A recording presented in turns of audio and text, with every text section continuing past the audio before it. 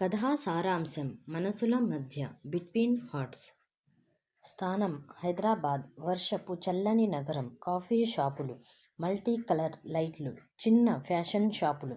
ప్రధాన పాత్రలు: Arun, software engineer, లోతైన సున్నితమైన హృదయం, జీవితంలో ఏదో కోల్పోయిన అనుభూతి. ఐశ్వర్య, ఫ్యాషన్ డిజైనర్, కలల కోసం పోరాడే స్వతంత్ర మృదువైన హృదయం.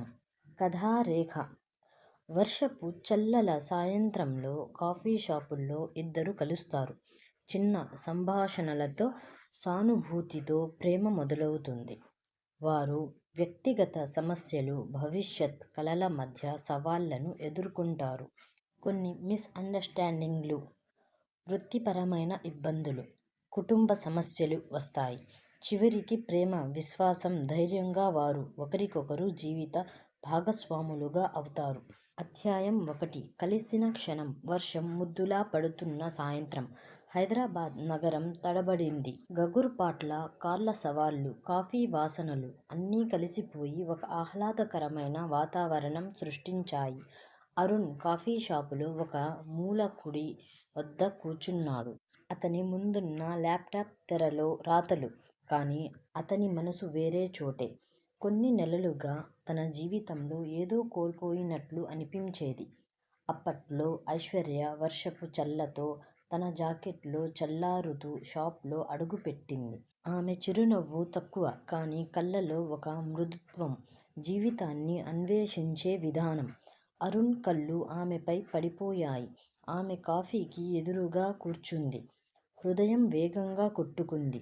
వర్షంలో బయట నుండి రావడం అంటే సరైన సమయం కాదా అని వరుణ్ హాస్యంతో అడిగాడు. వర్షపు చల్లలో మనం కొత్త కథలు రాయగలమని నమ్ముతున్నా, ఐశ్వర్య తారుమారు కవితా స్వరంలో చెప్పింది. ఆ రోజు వారు కేవలం ఒక కాఫీ గ్లాసు, ఒక చిన్న చిరునవ్వుతో ఒకరిని ఒకరు తెలుసుకోవడం మొదలుపెట్టారు. మాటలు చాలా అవసరం లేకపోయినా హృదయాల మాటలు అన్నీ చెప్పారు. అధ్యాయం 2. ప్రేమ పూలు పూయడం.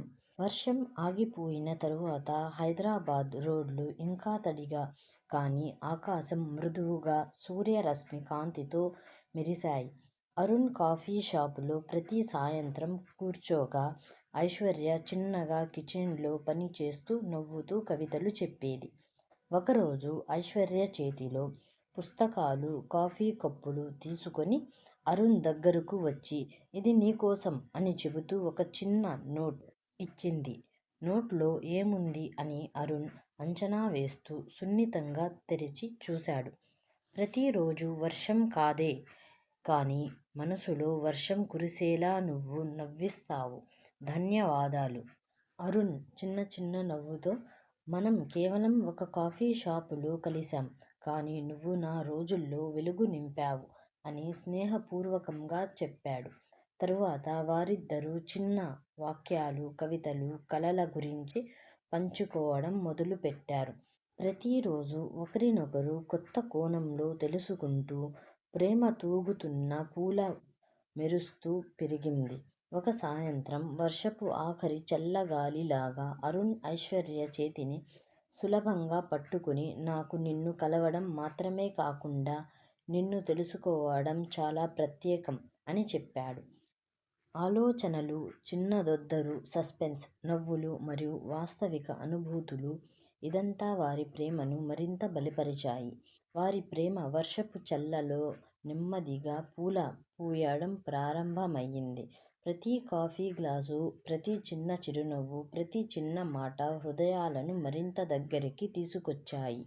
అధ్యాయం 3. మొదటి అవగాహన. కొన్ని వారాల ప్రేమ, నవ్వులు, చిన్న చిన్న కవితలతో పుష్కలంగా విస్తరించగా వాస్తవిక జీవితం కూడా వెళ్ళింది. ఒకరోజు ఐశ్వర్య కొత్త డిజైన్ ప్రాజెక్ట్పై 3వ పూట వరకు వర్క్ చేసుకొని షాప్లోకి వచ్చింది. ఆమె ఉత్కంఠ, అలసట మరియు ఆలోచనల్లో మునిగిపోయింది.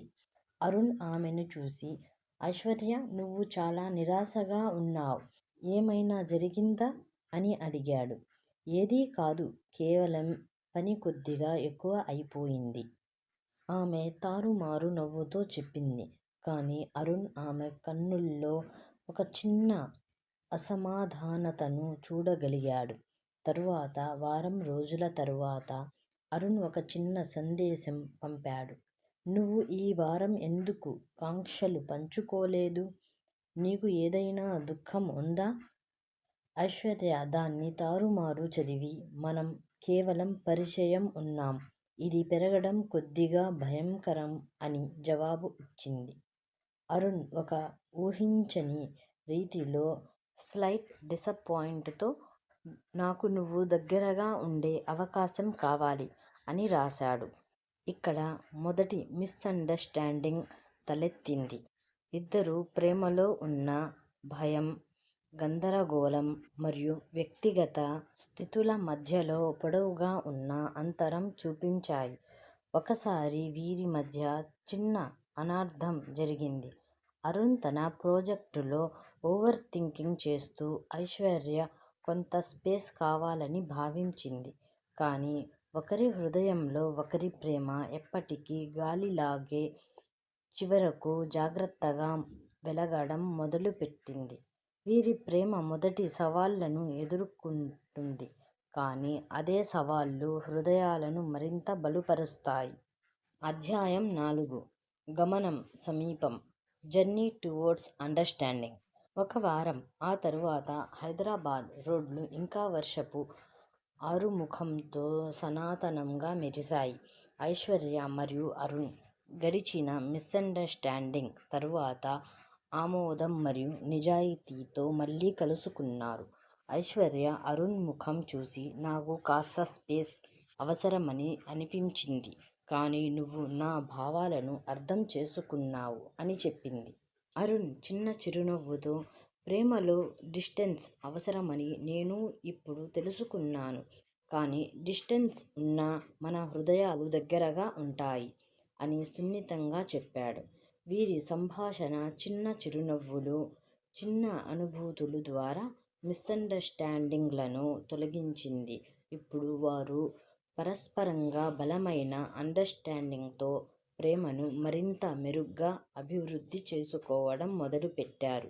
ఇప్పుడు అరుణ్ ఐశ్వర్యను తీసుకుని వర్షపు తడి వీధుల్లో నడిచాడు.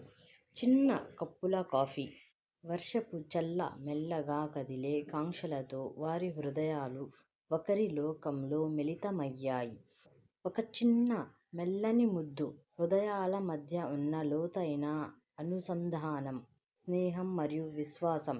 ఇది వారి బంధాన్ని మరింత బలపరిచింది. ఇప్పుడే వీరి ప్రేమ ఒక సమన్వయమైన గమనం, మిస్అండర్స్టాండింగ్ని దాటుకొని సున్నితమైన అవగాహన, హృదయ సమీపం, పరస్పర నమ్మకం కలిగిన దిశలో పెరుగుతుంది. ఈ స్టోరీ మీకు నచ్చినట్లయితే లైక్ చేయండి. మా ఛానల్ని సబ్స్క్రైబ్ చేసుకోండి. Thank you for watching.